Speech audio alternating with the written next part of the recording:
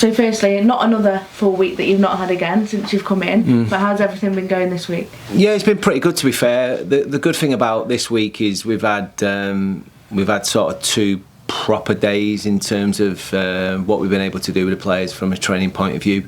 The last sort of couple of weeks or so have been very much day before games, preparation, not doing much, having to protect them a little bit. But we had a couple of really good days on Tuesday and Wednesday, so it's been a pretty good week. You got any fresh injury concerns going into the Easter? No, the only one that had a bit of a relapse with his ankle was Ricardo.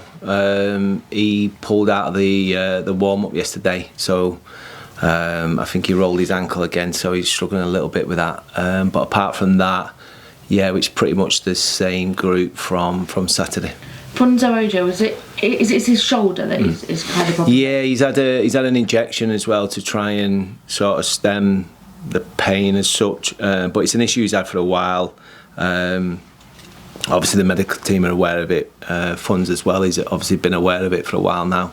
I don't think it's quite settled down enough for him to be involved at this moment in time. Hopefully it'll settle down over the next sort of few days. I think Monday might come a little bit too soon for him, but you never know, last 2 games. Without going into too much detail where you can, but will Jordan Shipley be back with the team tomorrow? Yeah, no, he will, yeah. He was back in normal on Tuesday. Thankfully, he had 1 or 2 issues family-wise, but everything seems to be okay now, yeah. You said this week that you were going to be having talks with the club. How have those talks gone? Yeah, no, really positive. I think it's one of them where I'm hoping that an agreement will, happen over time, whether it happens before the weekend's probably unlikely. Obviously, I want to focus on the 2 games and be as prepared as I possibly can. But no, it's been really positive. And I'm enjoying my time here. I'm enjoying the sort of interactions I've had with all the staff and the players so far, and obviously we seem to have a good response from the fans as well, which is probably the most important thing. So not a done deal yet, but encouraged by what's happened? Yeah, very encouraged, yeah, really encouraged. Hopefully give you some news after the Northampton game. You seem like you're enjoying the challenge. I am, it is. I mean, I know how difficult it was when I come in, and I think it's one of them where for me to sort of play the style and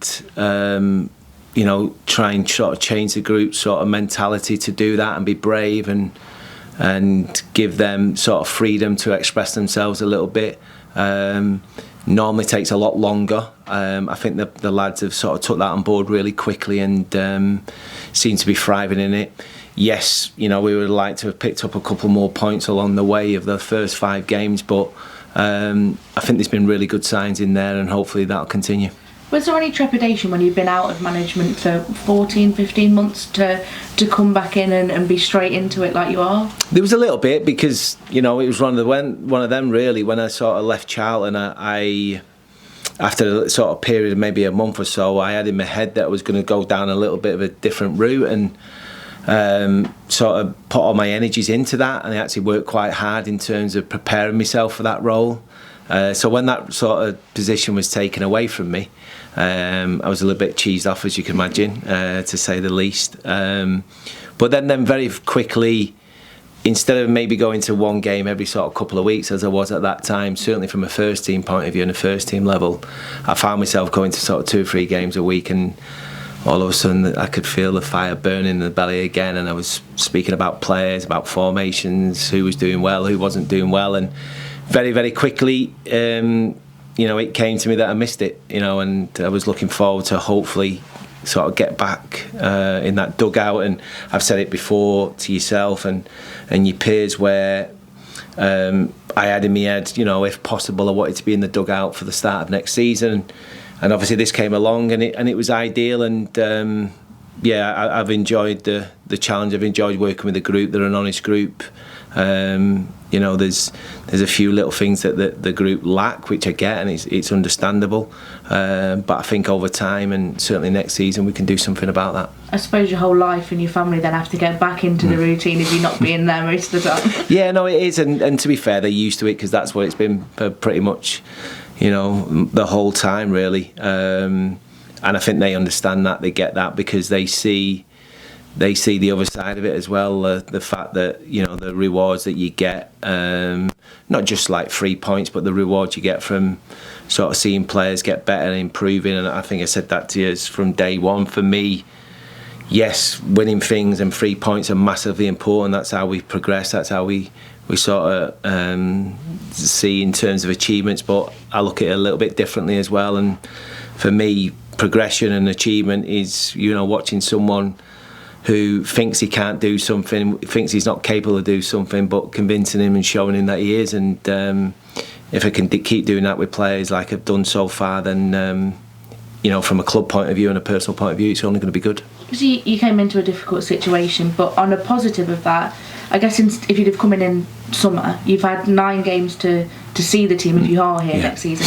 You've had 9 games just to see them and evaluate them that you wouldn't have had if you'd have come in summer. It was almost perfect, and it's one of them where I think it was very clear that, when we first walked in, to try and make up 14 points to try and stay in the division was always going to be a tough task, and I think we get that and understood that. It was almost, I don't want to use the word, but because it wasn't, that's it, but like people would probably say it's an audition, but it wasn't. It was more of an opportunity, definitely, like you said, to look at a group of players and when the inevitable does happen, whether it's this weekend or next week, the preparation that I would have had in these 9 games leading into next season was invaluable. Yes, whether it was me or someone else that would get a pre-season to look at the players and evaluate them, but the reality is the opportunity for some of the players who are out of contract, that would have gone. Whereas now, there's still time for them to sort of try and prove themselves. Yeah, that's a good point that you make. They've got a chance to find a place in your team next season, or you've got a bit of time to evaluate what you want. Yeah, definitely. And I think you have seen that. I do things a little bit differently to possibly the last 2 or 3 managers, and there's no right or wrong from that point of view. But I do play a certain way, and I do it for all sorts of reasons. One, I want to enjoy the team I'm watching, and coaching, and 2, I do believe that if you want to attract the best loans as a sort of League 1 and League 2 club, you have to play a certain brand of football. I mean, you can get loans, anyone can get loans, because whether it's just to be in an adult environment, etc., and improve as a person, but to get the best loans, I think you have to play a certain brand of football for them sort of big clubs to allow you to send their top players out on loan and know they're going to get looked after. And I think the experiences and the players that I've had over the years prove that that's the case. So for me to sort of come in and improve players, and let's face it, reality is for me as a manager, and it's only my thoughts, it's no one else's, as a manager or a coach at a League 1 or League 2 football club, you've also got to try and find a way of making money for the football club. And one of the best ways you can make money for a football club as a coach is improving players and getting players for next to nothing and selling them on for big fees. There is a possibility that you could be relegated before kick-off on tomorrow.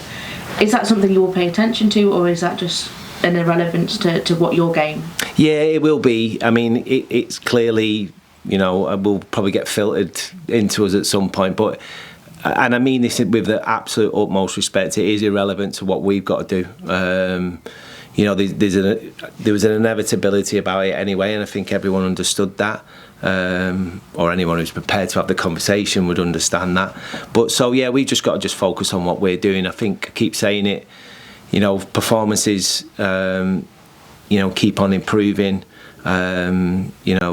We need to focus on that performance levels, and once we get the performance levels on a regular basis pretty high, results and points will follow.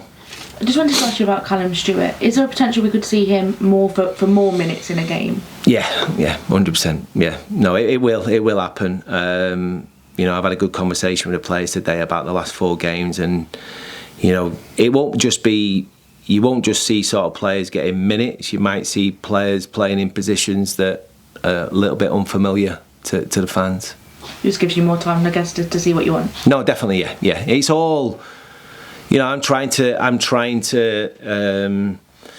use it as the best preparation possible for next season. So, that probably gives you an idea of what I'm thinking and where I'm thinking. I just see this as the best possible preparation I can have for a season that doesn't start until next August. Yeah. Thank you very much. Cheers.